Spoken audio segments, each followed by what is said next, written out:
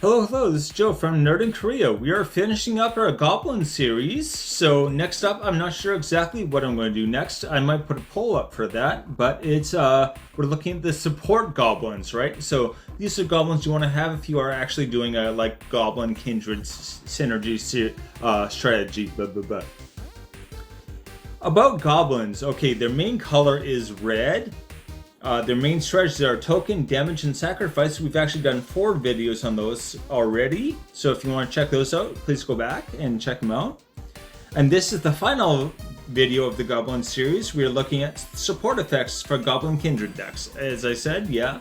So this is the support video. We always finish with support. So what do I mean by budget? So when I say budget, I mean $2 or less. And that's by the TCG market value. I know a lot of people mean different things when they say budget. Under $10 is budget? No. I don't know how much money you have in your wallet all the time. They're money bags, but no. Anyway, okay. Maybe I should be nicer. Honorable mentions. So first of all, Krenko, Baron of Tin Street. I feel like this is really not on the list because it is so well known, I think. But it has haste, which is always nice. A 3/3 for 3, or 2 in a red, I should say. And sacrifice an artifact, put a +1/+1 counter on each goblin you control.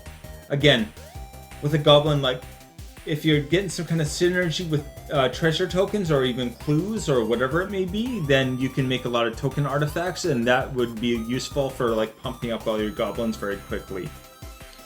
Whenever an artifact is put into a graveyard from the battlefield, you may pay a red. If you do, create a 1/1 red goblin creature token. It gains haste until end of turn. So what I would want to point out about that is that it's whenever an artifact enters, it is put into a graveyard from the battlefield, not necessarily your graveyard. So if you're blowing up other people's artifacts, you can still create goblins from doing that. So it's a really nice kind of salt on the wounds kind of thing. Anyway, Bogart Harbinger. This one is the most expensive at, I think it's around $1. When it comes into play, you may search a library for a goblin card, reveal it, then shuffle your library and put that on top of it. The only reason this didn't make the top 5 is because there's another card that's a little bit better. This puts the goblin on the top of your deck, which is nice, because you know what your next card draw is going to be, but obviously in your hand is better. Orcish Siege Master blah, blah, blah, has Trample. Other orcs and goblins you control have Trample, so it gives all your orcs and goblins Trample. And whenever it attacks, it gets +X+0 until end of turn, where X is the greatest power among creatures you control. This is also great for any kind of like, if you're doing like a equipment strategy, you can just make one really big creature, and then this will also have the same attack power, right? So it's really just something that, especially some kind of Boros equipment deck, would love this.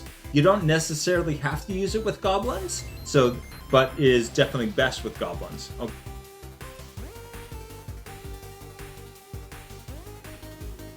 First up, Moria Marauder.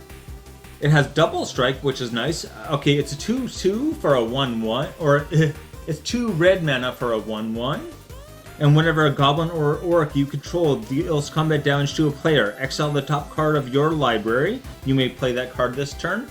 Basically, that kind of like pseudo card draw red likes to do. You only have access to it until the end of that turn. So there's a downside, but you can potentially do a whole bunch of damage with goblins. If 3 goblins do damage, you're exiling 3 cards, and you can use those cards.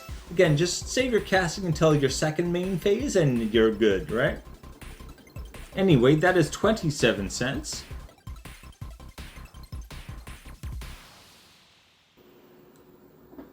Goblin War Chief.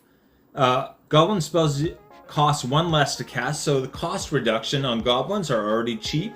Giving them cost reduction is actually pretty crazy good. Goblins you control have haste. A lot of goblins have haste anyway, but it's always nice to make sure. So yeah, goblins, especially the low cost creatures, you want to be able to like get them going right away. So this is a very good card for that, and cost reduction as well. Just amazing, really. Anyway, 39 cents.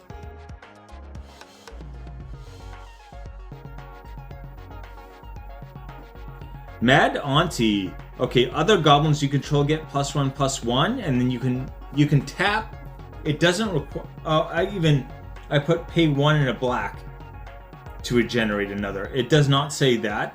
It's just tap it to regenerate. I don't know why I read it wrong, but anyway.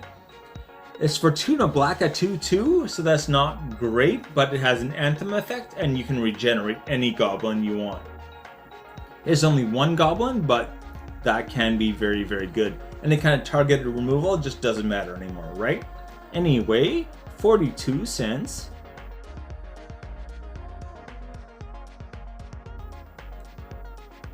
Goblin Matron. Okay, this is the better version of that other card.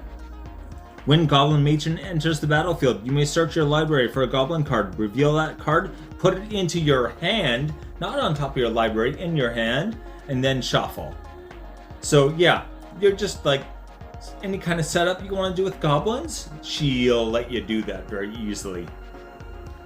Only 13 cents for her. I mean, it is 3 mana for a 1/1. There's the downside, but again, if you can flicker, red is not good at flickering, but if you've got maybe Izzet or Boros, you might be able to flicker her, and yeah, get that ETB several times, and that's when it really starts to get scary.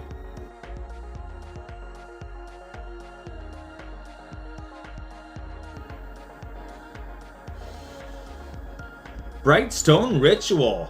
This is one I actually hadn't seen before, surprisingly. Add a red to your mana pool for each goblin in play. That's very important, that part right there.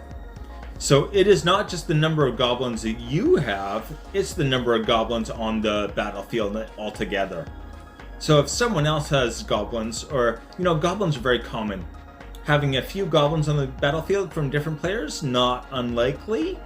This just makes you a pile of mana. This is like mana geyser for goblins, basically. Anyway, $1.19.